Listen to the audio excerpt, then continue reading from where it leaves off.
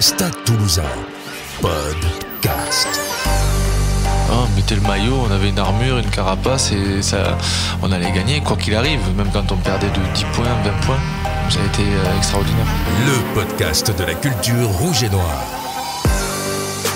Bonjour à tous, bienvenue dans un nouvel épisode du podcast du Stade Toulousain. Notre invité aujourd'hui est ariégeois. Repéré et formé par le Stade Toulousain, il s'affirme finalement à Bayonne avant de revenir à Toulouse en 2012. Sacré champion de France en juin dernier, il participe réellement à sa première Coupe du Monde au Japon. À 32 ans, l'ailier international est toujours en forme olympique. Yoann Huget est avec nous. Fais la coupe à la UG, laisse la barbe à la UG. Fais la coupe à la UG, laisse la barbe à la UG. Cheveux plaqués en arrière, fais la coupe à la UG. Bonjour Yoann. Bonjour. Yoann, on va revenir sur tes débuts au Stade Toulousain. Comment, quand t'es gamin, tu apprends que le Stade Toulousain cherche à te recruter ? C'est au fur et à mesure des tournois que l'on fait avec Pamiers. Ma mère qui sait que je suis un peu supporter du Stade Toulousain me dit il faut tenter l'expérience et de fil en aiguille je suis venu m'entraîner via Claude Portelan et Robert Labattu qui avaient demandé à ce que je vienne passer des tests et les tests sont avérés concluants et ensuite on a suivi. Pour moi, j'ai l'impression que c'est un processus normal, quoi. J'ai franchi les échelons comme si j'étais à Pamiers encore. Ça représentait quoi, le Stade Toulousain ? Entre nous, on jouait pour se faire plaisir, on jouait. C'était juste quand on arrivait dans les tournois, on sentait d'autres regards différents, d'autres parents aussi tendus, différents. Mais c'est l'image qu'on représente dans les tournois, l'image qu'on représente en dehors du Stade Toulousain. Mais à Ernest, on est quand même à la maison, donc il n'y avait pas de problème. La culture rouge et noire, c'était culture de jeu également ? Ouais, c'est dès le centre de formation, on a eu la chance d'avoir des entraîneurs qui étaient inspirés et cultivés par cette forme de jeu, de jouer debout, de jouer en avançant, mais tout en y mettant les ingrédients qu'il fallait pour avancer. Tes débuts en top 14 sont plutôt difficiles, du coup tu pars à Bayonne et c'est à Bayonne que tu t'épanouis pleinement. Avant de revenir au Stade Toulousain, c'était nécessaire ce départ ?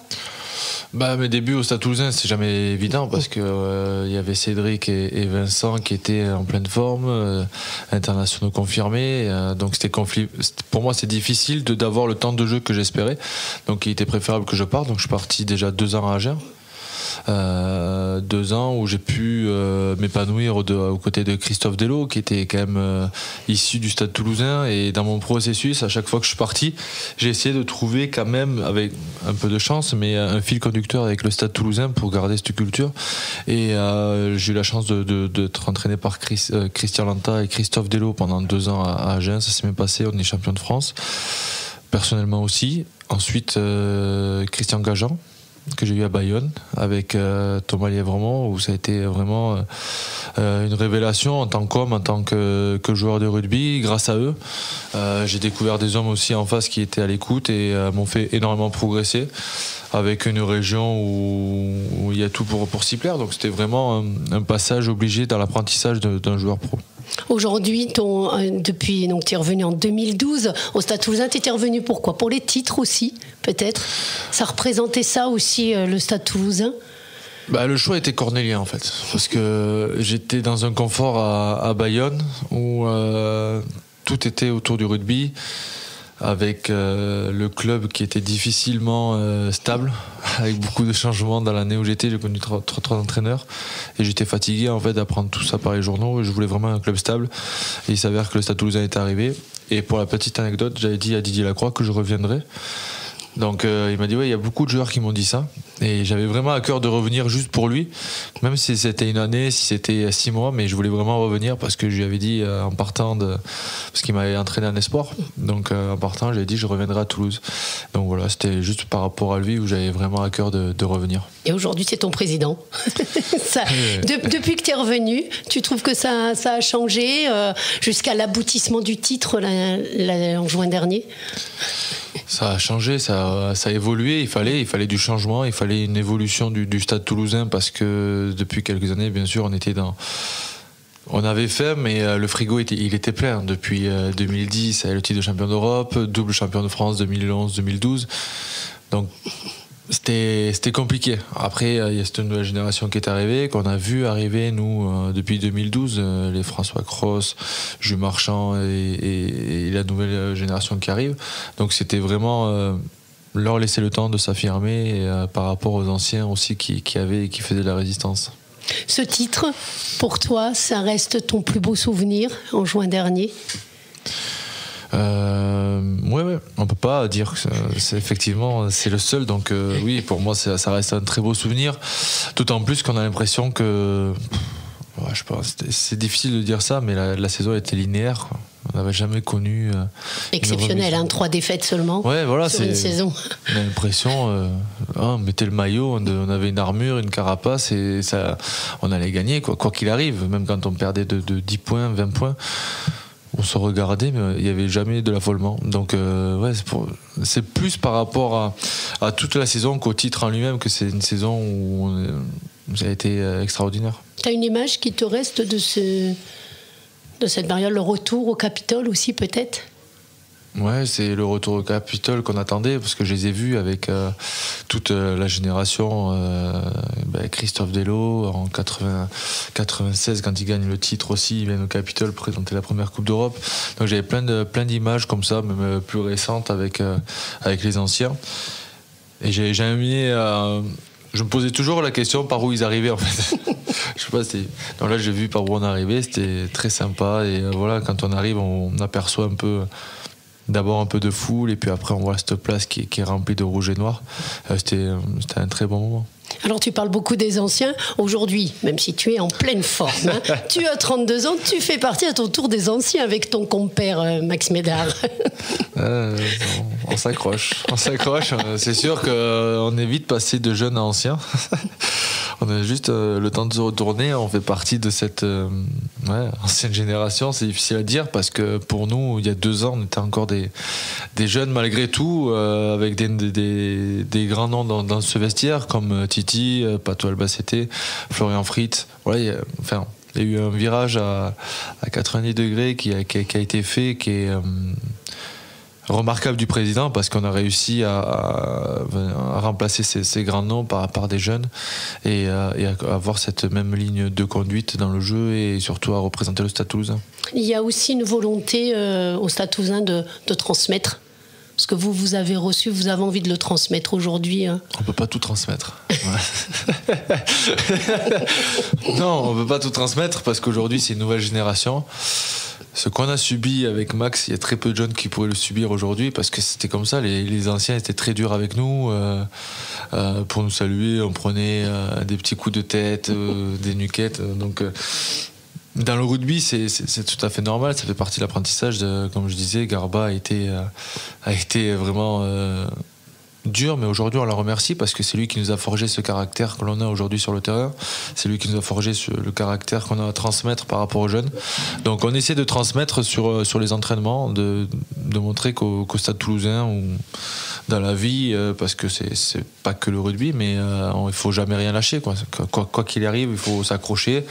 Sur les entraînements, peut-être qu'Hugo annonce léger, on essaie de mettre une petite touche, un peu de on s'accroche, et ça fait partie du jeu pour eux aussi, qui transmettent dans 5 ans, ça va arriver vite. Tu as un joueur à ton poste qui était un peu un modèle ou pas au Stade Toulousain?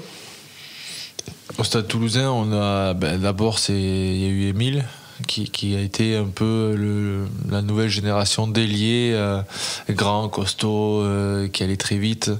Et donc du coup, il l'utilisait un peu partout, mais moi j'ai vraiment idéalisé au poste d'ailier. Donc c'était vraiment un joueur qui était agréable à regarder. Et ensuite, il y avait Cédric Emmons un peu plus tard, qui était assez déroutant dans sa proposition de jeu, dans ses appuis. Donc c'était deux joueurs qui étaient différents, mais que j'adorais. Aujourd'hui, tu évolues à côté d'un phénomène, le petit Colby, 1m71 pourtant. Il est comment quand on joue à ses côtés? Bon, il est tranquille, hein. Il a toujours mal aux jambes, c'est bizarre. Toute la semaine, il a mal aux jambes. On arrive le jour du match, il me dit « Yo, mes jambes, elles sont mortes ». Et 10 minutes après, il traverse le terrain. Et là, j'ai envie de lui mettre un coup de pied. Je savais ce que c'est d'avoir les jambes mortes. Mais donc voilà, c'est quelqu'un qui se prend pas la tête. Et il est là, il est content. C'est quelqu'un de très humble. Et surtout, il se donne à 200% pour l'équipe. C'est ce qui est le plus important. Quand il est arrivé, il était un simple joueur de rugby. Là, aujourd'hui, c'est devenu on va dire, un superstar au niveau international où tout le monde l'a découvert. Nous, ça fait 2 ans qu'il est avec nous. Le public a pu le découvrir en amont, en avant-première aussi. Donc pour nous, c'est une chance de l'avoir, une chance de jouer à ses côtés. C'est une arme. Mais voilà, il va falloir faire attention parce qu'il enchaîne quand même beaucoup de matchs. Alors, toi, tu es revenu là, de la Coupe du Monde. Vous étiez parti 4 mois. J'ai dit que c'était ta première Coupe du Monde parce que, effectivement, en Angleterre. Les 2 autres, elles sont quoi, voilà. En Angleterre, tu t'es blessé très rapidement, donc elles comptent pas. C'est toi qui l'as dit, hein, c'est pas moi. Mais j'ai lu cette déclaration. C'est vrai ou pas? Elle compte pas? C'est difficile à part la préparation. Et il y a 3 mois de préparation et 60 minutes. Donc pour moi, c'était pas ce que j'envisageais d'une Coupe du Monde, même si avec mon temps de jeu, des fois j'ai peut-être un peu plus joué que ceux qui ont fait toute une Coupe du Monde complète, mais c'est pas le but de rechercher. Donc pour moi, il fallait aller au bout, la finir. Donc là, tu es rentré du Japon. Tu as l'impression que tu es en pleine forme. C'est encore justement les bénéfices de la préparation. Tu penses que vous êtes encore dans une espèce d'euphorie? Ouais, on est dans une euphorie, j'espère bien. Comme je disais au prépa de l'équipe de France, j'espère que c'est pas une préparation express. On est allé à plus de 38 degrés cet été. Ça a été très dur. C'est pour que juste après la Coupe du Monde, on soit fatigué et on n'avance plus. C'était pas la peine. Mais en tout cas, oui, je suis content parce que c'est une préparation, on le sait. On demande à être entraîné comme ça, être préparé comme ça pendant 4 mois. Et on a la chance durant une Coupe du Monde de pouvoir être préparé durant 2-3 mois et ensuite de vivre une expérience humaine enrichissante. Et physiquement, quand on rentre, on a encore plein d'énergie, plein de gaz, on va dire, pour enchaîner les matchs très importants qui arrivent en club aussi. Oui, justement, on a l'impression que vous n'étiez pas parti. Hein. Vous êtes revenu en club et vous avez retrouvé tout de suite vos automatismes. C'est ça aussi le Stade Toulousain, depuis le titre de l'année dernière, depuis cette saison de l'an dernier exceptionnel. Oui, c'est ça, c'est des liens qui se créent grâce à un titre, grâce à gagner des matchs et surtout ne pas se trahir quand on est sur le terrain. C'est surtout ça, c'est quand on est revenu, on voulait pas trahir les mecs qui ont travaillé dur, qui ont fait railler pour garder la maison toulousaine inviolée, et c'est surtout ça qu'on voulait leur transmettre en rentrant, se donner à 200% pour eux. Alors ce week-end, ce dimanche, ce sera Bayonne.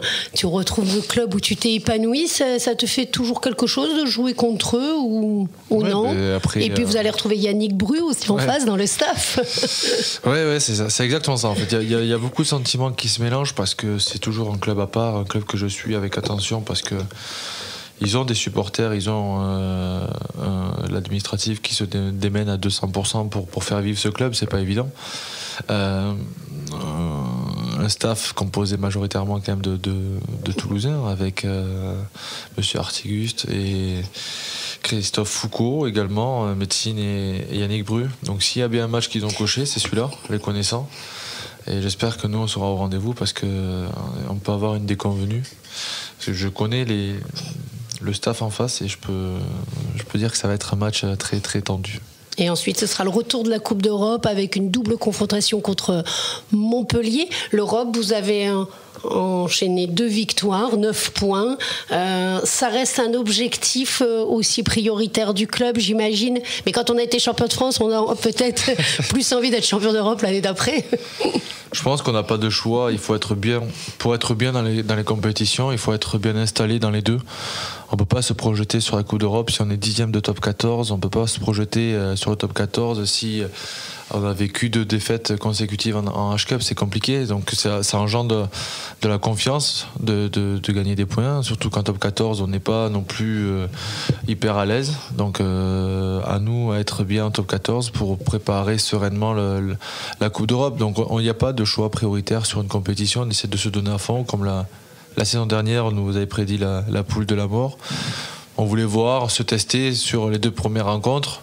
Il s'avère qu'on gagne miraculeusement à Basse et le Leinster à la dernière minute. Et puis la saison en Coupe d'Europe s'enclenche et aussi en top 14. Donc l'une va bien avec l'autre. Et en fonction de l'entonnoir à la fin, on verra ce qu'on pourra faire surtout.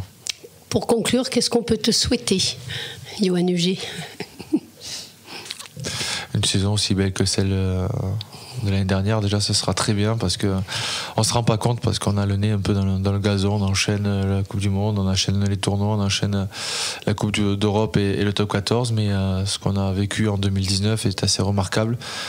On aura le temps d'y repenser plus tard, mais en tout cas ce qu'on a vécu est jamais gravé, donc si on peut graver quelque chose d'aussi beau, ce sera déjà sympa. Merci beaucoup. Merci.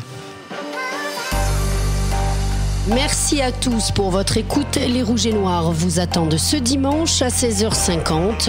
À Ernest Vallon, ils affrontent l'Aviron Bayonnais.